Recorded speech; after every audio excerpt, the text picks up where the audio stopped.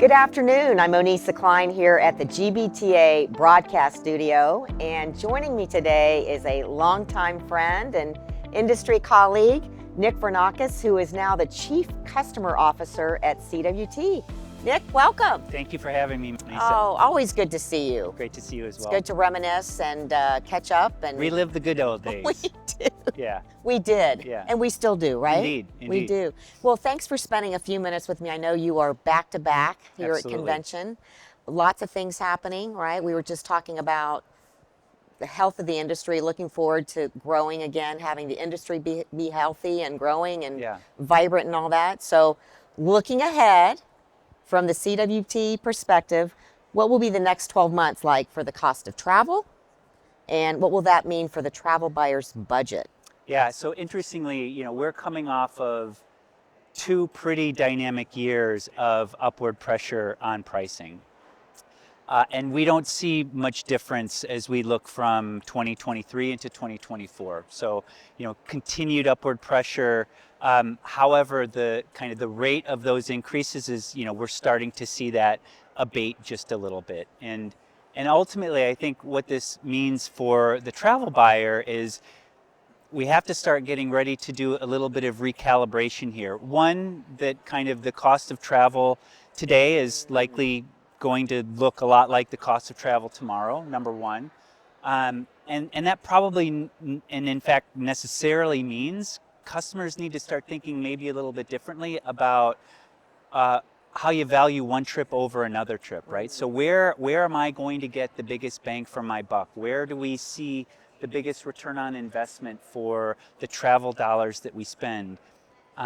Because you really want to focus on the high value trips, knowing that there's going to be this natural buoying factor as it relates to decarbonization, becoming more green, which necessarily means actually traveling less. So you're going to see maybe the cost of travel going up a bit, but the number of trips being reduced a little bit, and just kind of finding the right balance in terms of being smarter about it, right? Making good decisions and being smarter about it. Yeah, absolutely. What would you say are the micro and the macro factors impacting business travel? Yeah, so I think we start from an economic perspective looking at inflation, right? We have seen, and interest rates in particular. So we've seen a pretty extensive increase in interest rates over the last several months. This necessarily drives up the cost of capital, the cost of lending. So if we think about the impact from the supply chain as it relates to leasing aircraft, vehicles, real estate, it's getting more and more expensive for the supply base. And I think you have a very natural impact to moderating capacity as a result. So part of this idea of kind of rising prices is you've got some capacity constraints on the supply side. If you switch gears and look at the demand side, the labor market is very robust. A robust labor market generally leads to really healthy household spending. It just so happens that travel is one of those things that households, disposable income, that's where they like to spend. So we have seen, I think, this really driving and fueling demand for travel, especially in the leisure space. Right. Well, these are kind of these two competing economic impacts, right? A strong demand focused, coupled, I should say, with some restricted capacity, and that's what's kind of driving this natural increase in pricing. That being said, I do think that we see enough economic forecasts that indicate moderate kind of expectations for GDP growth that could have a downstream impact in necessarily kind of what that household spending looks like. So you might start to see the tables turn a little bit, but I think we're still several quarters away from the real impact of that trickling down into kind of the cost of business travel. Yeah. And the dynamic of the travel type, right? Like people are living all over the country. They're not necessarily living in the same place. That's right. And then they're adding weekends and leisure component to a business trip, right? Which kind of adds more complexity. Yes. Trying to keep it simple. It's a lot. Yeah. It's a lot. So when we think about the hurdles travel buyers are facing now, how can they manage challenges in the areas of sustainability, well-being, and cost? Well, and you just touched on a point that I think is really poignant right here. So we got lots of data that supports these initiatives are becoming more and more important for travel buyers. Right. You know, there was a recent BTN TMC survey that was done. 89% of respondents seeing more questions related to sustainability in RFPs. Same thing, 59% increase on the topic of DE&I in RFPs.